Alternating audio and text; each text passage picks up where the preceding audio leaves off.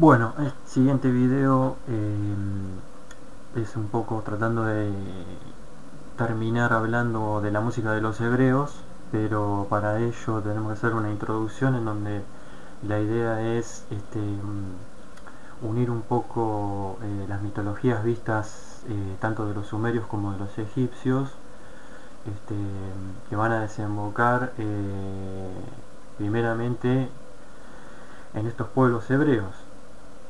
Como tenemos acá datado en la imagen, bueno, esta imagen corresponde a un muro de ahí de lo que se conoce como la Franja de Gaza. Es un lugar donde ha estado en boga últimamente por conflictos bélicos, ¿no? En la zona de Medio Oriente. La datación, tomando fechas así de la historia oficial, como siempre, 1800 a.C. al presente. ¿Por qué al presente? Porque, bueno, podríamos decir que hoy lo que sería el pueblo judío o el pueblo israelita sería como una, digamos, vigencia de los propios pueblos hebreos. Ellos han mantenido este, su religión por parte de lo que hoy se conoce como los judíos ortodoxos, ¿no? Prácticamente el culto hebreo se mantiene lo más fielmente posible en lo que tiene que ver con la Torá, ¿no? Que sería como la especie de los sagradas escrituras judías, todo lo que es el calendario de festejos que a lo largo del año que van realizando, las leyes de la Mishnah, bueno, un montón de cuestiones que por ejemplo acá en Argentina, en la ciudad de Buenos Aires, puntualmente se puede ver si uno anda una semanita por ahí, se ve una actividad judía eh, bastante importante. Y esto se da en todo el mundo. Y como que sigue teniendo un poco la tradición de que los pueblos hebreos ya desde su nacimiento son de tipo nómade. Es como que nunca tuvieron un territorio fijo, si bien hoy se habla del Estado de Israel, ¿no es cierto? Eso sigue en conflicto fuertemente con los países vecinos, principalmente con los palestinos, ¿no? Con quienes hay una disputa territorial que ya lleva siglos. Entonces, bueno, lo que es claro ver es que los hebreos han tomado un poco como la tierra, el planeta en general, como punto eh, digamos, de dispersión, ¿no? Como continuando la diáspora hebrea. Entonces hoy tenemos en los principales países del mundo y en puestos estratégicos que a veces tienen que ver con cuestiones políticas o puestos que tienen que ver con la economía, digamos, gente que está vinculada a los grandes capitales, a dueños de bancos, de grandes empresas. Muchos son de linaje hebreo, ¿no? Y eso es cuestión de ponerse a mirar un poco, ¿no? Este, y eso lo podemos notar fácilmente, ¿no? Bueno, acá con respecto al territorio hebreo, tenemos un poco acá, digamos, lo que era la ubicación de los reinos en aquellas épocas. Tenemos acá lo que es la cuestión de Israel, Judá, el Mar Muerto, y bueno, todos lugares que son conocidos por nosotros. Alguna vez nos hemos topado con esto debido a que somos en Argentina, tenemos como religión oficial el catolicismo. Entonces todas estas terminologías un poco las conocemos de la Biblia, ¿no? Belén, Jerusalén, Jericó. Bueno, y del otro lado tenemos acá la cuestión de cómo era la distribución de las lenguas en Oriente Medio. Dice entre los años 2000 y 500 antes de Cristo, ¿no? Y vemos que esto un poco está bueno verlo para tener una dimensión de la cantidad de lenguajes que se hablaban en un pedazo de territorio no muy extenso, ¿no? Tenemos, ¿no? Si arrancamos por acá, tenemos el griego y el cretense y el bereber, el egipcio y el nubio.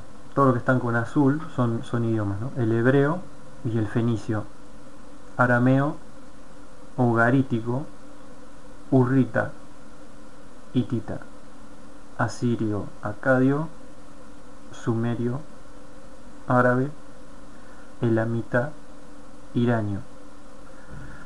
Entonces todo esto va a colación un poco de lo que es el mito de la Torre de Babel. A ver si vamos a un poquito.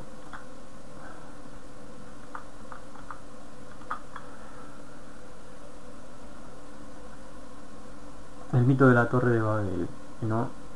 La Torre de Babel habría sido una construcción antigua de todo lo que era los resabios que quedaron de los sumerios, los pueblos que vinieron después, asirios y babilonios. Bueno, este mito cuenta de que en un momento los hombres quisieron construir una ciudad y una gran torre que llegara hasta el cielo, ¿no? Supuestamente no. Yahvé descendió, dice, ¿no? Para ver la ciudad, acá estoy leyendo este párrafo, y la torre que los hombres estaban levantando, y dijo: he aquí que todos forman un solo pueblo y todos hablan una misma lengua, siendo este el principio de sus empresas. Nada les impedirá que lleven a cabo todo lo que se les proponga, ¿no? Todo lo que se propongan. Pues bien, descendamos y allí mismo confundamos su lenguaje, de modo que no se entiendan los unos con los otros. Y así Yahvé los dispersó de allí sobre la faz de la tierra y cesaron en la construcción de la ciudad. Por ello se lo llamó Babel, porque allí confundió Yahvé la lengua de todos los habitantes de la tierra y los dispersó por toda la superficie. Bueno, acá hay dos cosas, ¿no? Una cuestión es que seguimos viendo, ¿no? Yahvé como un Dios que, bueno, siempre que hay algo que no le gusta de la humanidad, baja a impulsar algún tipo de castigo. Previamente había estado el castigo del diluvio, ese famoso mito del diluvio universal.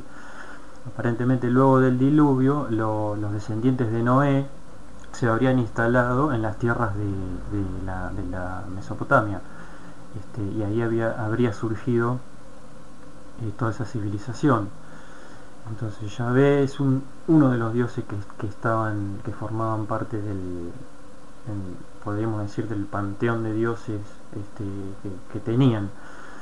Y eso lo hacemos unir un poco con el mito de los sumerios, con An, Enlil y Enki, y se podría decir, según varios historiadores o investigadores de religiones comparadas, que Yahvé podría tratarse del propio Enlil, el Enlil de los sumerios, que era aquel dios un poco más impiadoso, por decirlo de una manera, ¿no? Y fíjense que como ante algo que para la humanidad, o sea para nosotros, era positivo, como que todos estuviéramos juntos como un solo pueblo y hablando una misma lengua, y que esto nos hacía fuertes, porque según Yahvé nada nos iba a impedir realizar lo que nos propongamos, y una cosa así. Entonces él, viendo esto, él quedaba como de lado, ¿no? Porque si nosotros íbamos a poder hacer cualquier cosa, no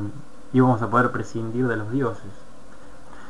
Entonces, bueno, lo que hace es confundirnos con todo tipo de lenguas, como vimos ahí en el mapa, ¿no? Entonces él provoca, ¿no?, el desentendimiento entre las personas, y podemos decir que eso actualmente sigue muy vigente, ¿no?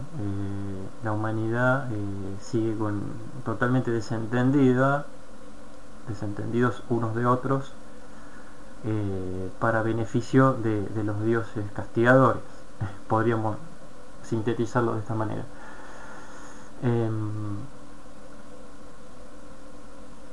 Bueno, podríamos ver acá hay unas imágenes de lo que era Babilonia, ¿no? Esta imagen, por ejemplo, vemos a un soldado que supongo debe ser norteamericano o de algunas de las de los ejércitos que colaboraron para las invasiones. Y este palacio que se ve acá es el palacio que en teoría había construido Nabucodonosor II a unos siglos antes de Cristo, y que Saddam Hussein se encargó de restaurar junto con la ciudad misma de Babilonia. Y bueno, vivía ahí mismo Saddam Hussein. Esta sería como una representación con una animación de computadora de lo que hubiese sido la Torre de Babel, ¿no? Es un zigurat como los que vimos sumerios, todo rodeado por murallas. Y bueno, en la cúspide se ve algo que después vamos a ver en lo que es el templo de Ishtar. Esta es una representación, una fotografía panorámica, que acá vemos un grupo de militares, ¿no? Que bueno, todo este territorio eran las ruinas de Babilonia, junto con todo lo que es la herencia de la antigüedad, que la poca que queda, ¿no? Que está ahí en estos territorios, ha sido pisoteada, bombardeada y destruida por todos estos conflictos bélicos. Y eso da la sospecha de que no solamente las guerras se hacen por mero poder político, económico, y por quedarse con la dominación del petróleo y a ver quién tiene el ejército más poderoso, sino que también detrás hay algún tipo de cuestión que no está, digamos, dada al público, que tiene que ver con cuestiones del origen de la humanidad. Acá hay bueno, más fotografías. Esta representación del león, acá vamos a ver que esta sería, por ejemplo, lo que está conservado ahí en un museo, lo que es la puerta del templo de Ishtar. Ahora vamos a ver quién era Ishtar. Vemos acá, ¿no? Una construcción realmente impactante. Dentro de esas figuras estaba el león. Bueno, el león representa a Ishtar. Tiene que ver con el planeta Venus también.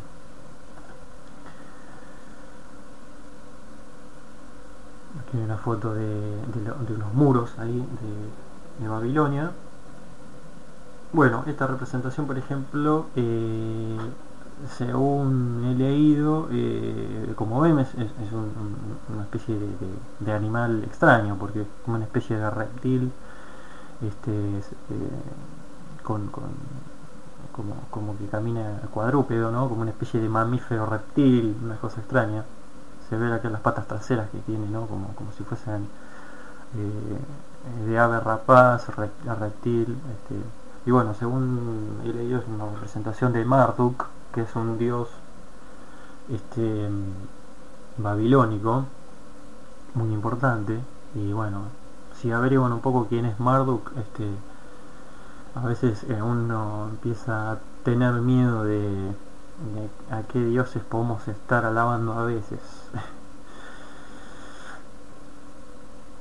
Acá hay una representación frontal. Después hay otro de los animales, es un toro. Acá vemos también más ruinas de Babel. Bueno, y volvemos a la primera. Vamos a ver un poco acerca de Ishtar. Vamos a arrancar acá. Esta sería como la representación de Anu. Anu sería aquel, como el dios creador de dioses, podríamos decir. Sería el padre de Enlil y Enki, aparentemente, o una especie de padre hermano, porque a veces es como que es difícil las interpretaciones, ¿no? La representación acá de Enlil, o de los dioses sumerios, con alas, bueno, una especie acá de de baldecito, no sé qué, que tiene en su mano izquierda, y en la mano derecha tiene la piña. Hemos hablado de lo que es la piña como representación de la glándula pineal, que ya lo vamos a ver un poco más adelante. Bueno, acá hay una estatuilla que representa, en realidad esta sería Isis, la Isis egipcia, ¿no? Que es la diosa del amor y de la fecundidad. La vemos acá amamantando a un bebé. Después eso es importante para atar un poco más adelante a nuestros días. Esta también es una representación de Isis tocando un cistro, ¿no? Y en la mano izquierda vemos la vasija, ¿no? Que hace como una referencia a la vasija que tienen los dioses sumerios. Después, acá la representación de Isis, digamos, en una pintura de unos muros, ya típica egipcia, ¿no? La vemos desplegando alas, esas alas que la vinculan un poco con los dioses sumerios, alados, ¿no? Ahí vemos. Este sería un bajo relieve también de Ishtar, o Inanna, ¿no? Inanna o Ishtar.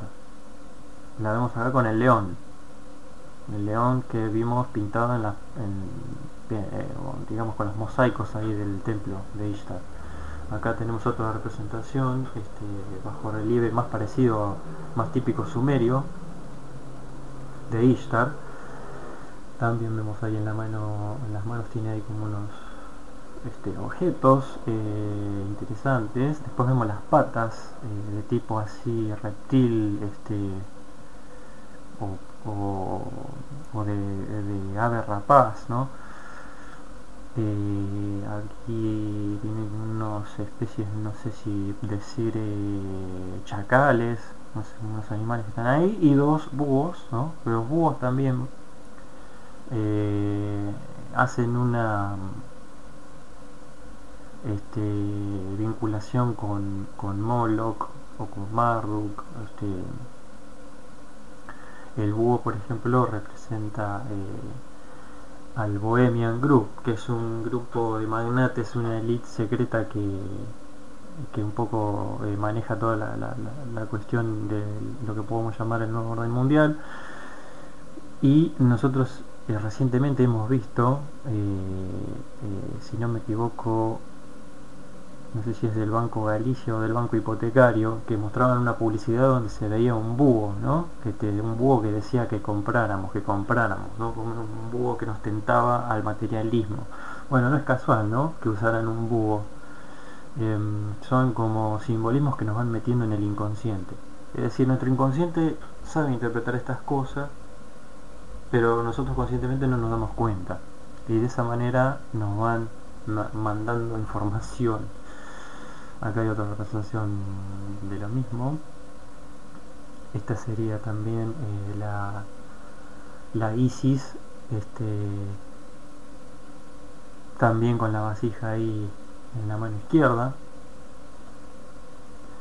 Y acá vamos viendo otra Isis amamantando, que se empieza a parecer un poco más a la representación de la Virgen María, ¿no? Con Jesús. Entonces aquí hay un montón de cosas que a veces se entremezclan de las mitologías y las religiones. Porque por ejemplo Isis era la madre de Horus, y está esta representación de Isis amamantando a Horus, como que Horus sería como una analogía de Cristo, ¿no? Hay toda una cuestión ahí que se especula, se baraja. Este sería una representación de Enki. Enki sería como una de las facetas, digamos, que está más del lado de la humanidad, aquel que portaba el conocimiento. Y acá vemos algo que es importante para empezar a conectar con otras temáticas, que es este dios que es como un dios que manipula aguas y unos peces. Y vemos que hay como unos chorros de agua y peces, ¿no? Que suben. esto de los peces va a ser importante. A su vez también el símbolo de Enki es la serpiente alada y las serpientes enroscadas, que son como el origen de lo que es la vara de Asclepio o de Esculapio, que ya en la antigua Roma simbolizaba la medicina, y el caduceo actual, el caduceo que lo vemos como representación de la farmacología, ¿no? Típico de ver en una farmacia este símbolo, y hace como una alusión, fíjense, a 5000 años atrás, al dios Enki, creador de la humanidad aparentemente.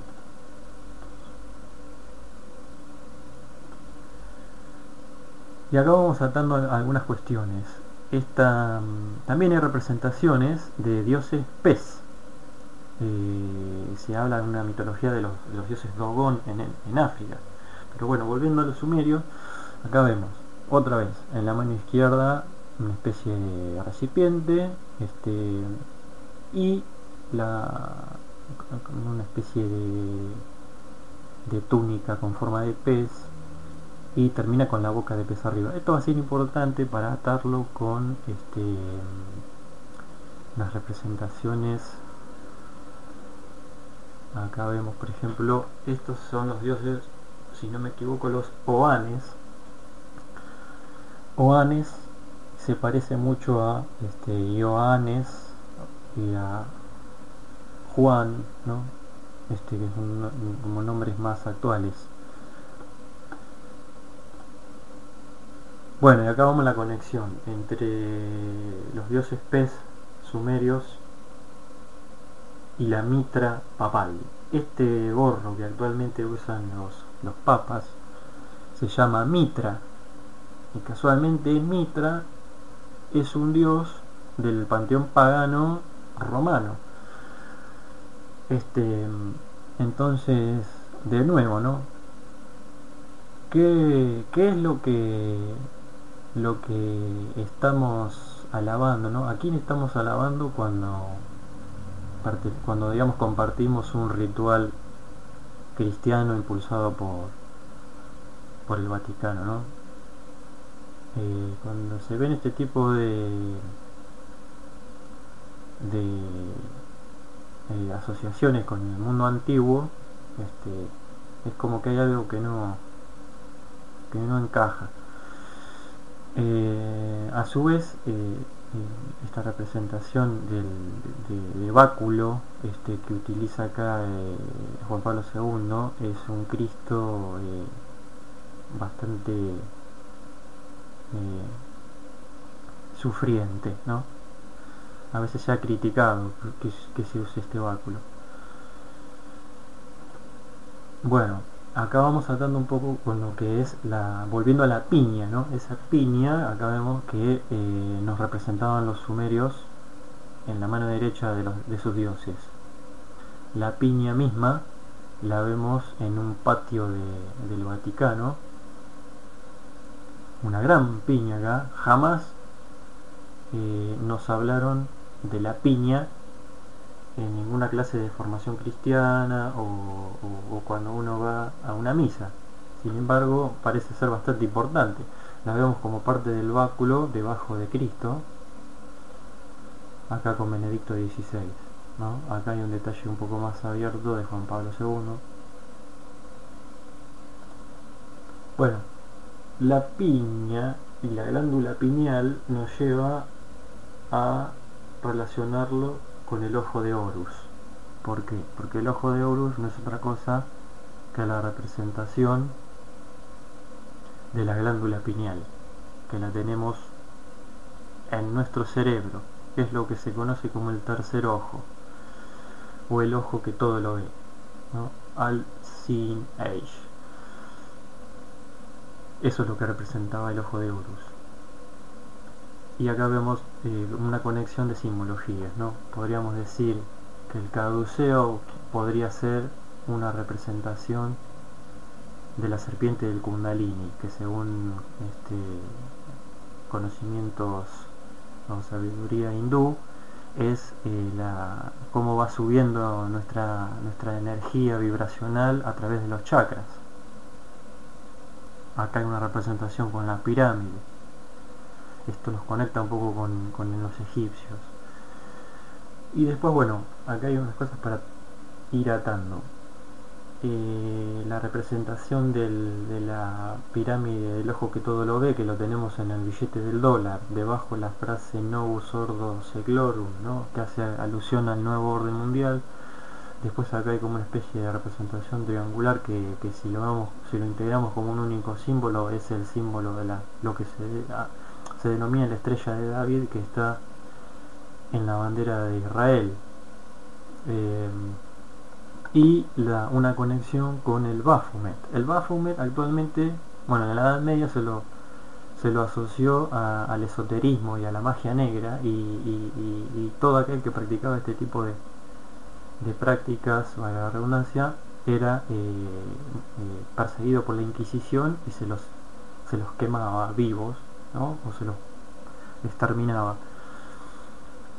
Entonces vemos que el Baphomet es un macho cabrío, ¿no?, con alas, el caduceo en el centro, ¿no?, y otra vez vemos el brazo izquierdo hacia abajo, el brazo derecho hacia arriba, haciendo alusión a las típicas posturas de los dioses sumerios.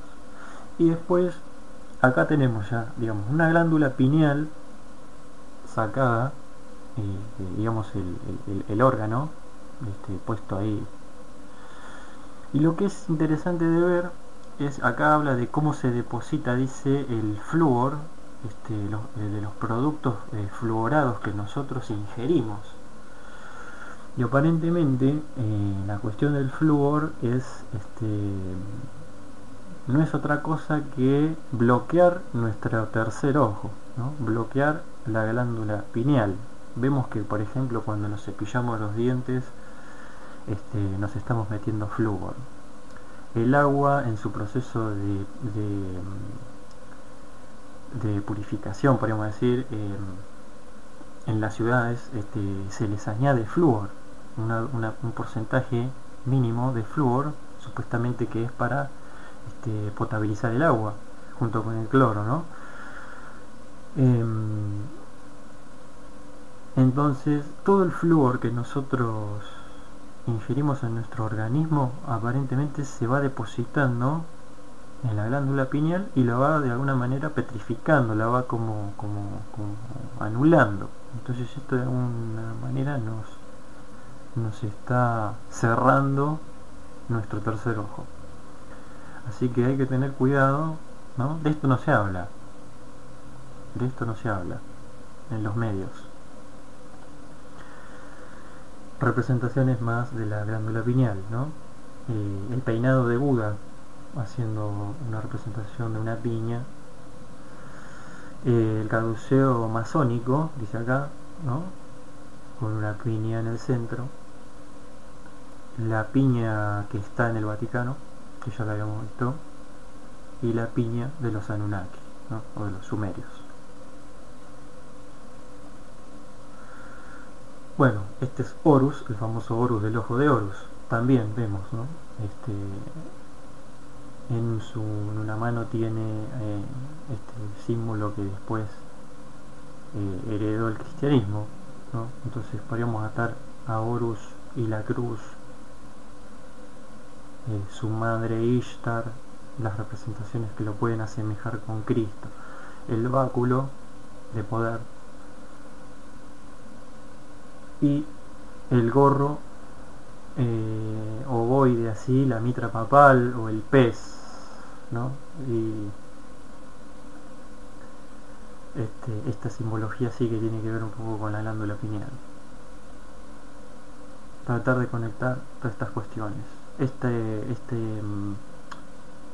Corset, podríamos decir, que tiene así, hace recordar un poco a la de los dioses sumerios.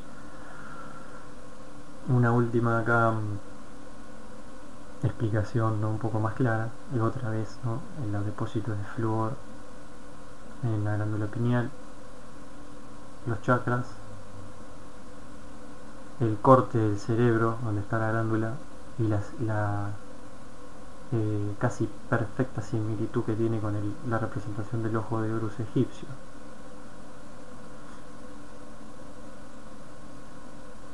Y nuestro tercer ojo, la glándula pineal segrega DMT, que es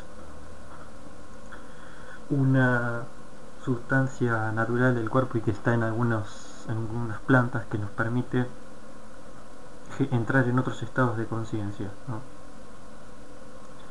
Ver con los ojos cerrados.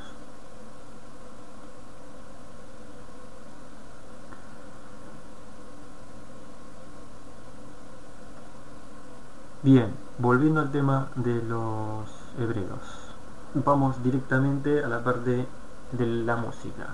Vamos a ver que hay una similitud con los instrumentos cordófonos egipcios. Van a tener arpa, que ellos la van a llamar nebel, después unas liras o cítaras que ellos van a llamar quinor. La diferencia, digamos, que el quinor es bastante más pequeño, más portátil, como vemos acá, que se tocaba con un plectro, con una púa. En cambio el nebel es bastante más grande, parecido a las arpas egipcias, y se toca con la yema de los dedos. Bueno, la pandereta, como un tambor con un solo parche, típica de los hebreos. Y acá vemos una especie de aerófono, una flauta doble.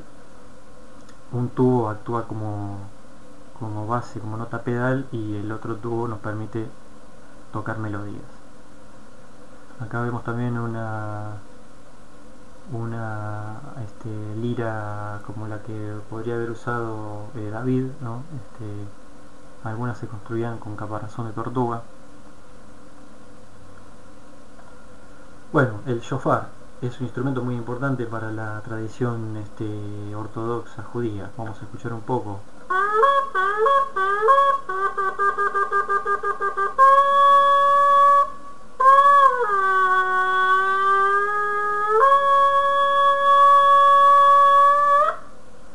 Todos esos sonidos se pueden lograr soplando un solo tubo que no tiene ningún tipo de perforación, ¿no? Es como el principio así de un trombón. Es un cuerno, se hace con un cuerno de macho cabrío, es que se lo reblandece con calor para darle esta forma recurvada así de la campana. Se dice, ¿no?, en el mito, que fue el instrumento que tocó Josué para derribar las murallas de la ciudad de Jericó. Y se lo escucha, ¿no?, particularmente en Rosh Hashanah, que es el año nuevo judío, y Yom Kippur, que es el día de la expiación. Bueno, una persona importante para la música hebrea es Susan Haik-Bantoura, que es una musicóloga francesa que dio a conocer en 1976 un trabajo que le llevó varios años. Lo hizo a través de un libro y un disco que se llamó La música de la Biblia revelada. Aparentemente, después de todo el laburo que se tomó, ella se lo llevó a algunos representantes de la comunidad judía y no le dieron mucha cabida a esto. A ella le había llamado la atención unos símbolos que veía en la Biblia hebrea que ella leía, que había en la casa, ¿no?, que son estos símbolos que acompañaban, digamos, el hebreo, hasta que, bueno, por prueba y error logró decodificar que había 19 signos que siempre se repetían, a los que se llamaba teamín, y que correspondían a notas. Y acá tenemos digamos el glosario de qué significa cada símbolo y cómo se traduce eso a nuestro sistema musical. Dentro de ese análisis después hizo la grabación, y acá vamos a escuchar un ejemplo de lo que es el Salmo 150. Pueden seguir la partitura a medida que lo van escuchando.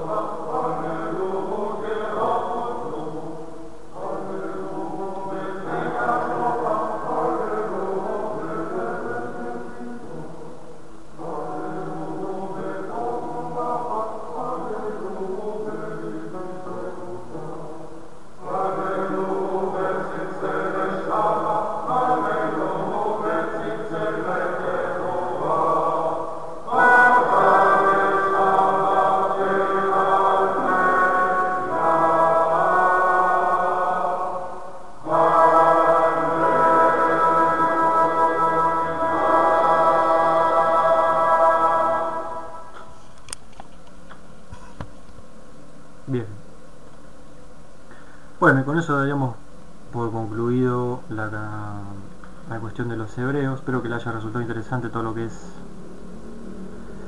la extensa introducción, donde atamos un poco todas las mitologías antiguas, tratando de traerlas al presente, y conectarlas con cuestiones que hacen a nuestra vida cotidiana, y tratar de ser un poco más consciente de las prácticas que uno realiza, o las elecciones ideológicas que adoptamos, ¿no?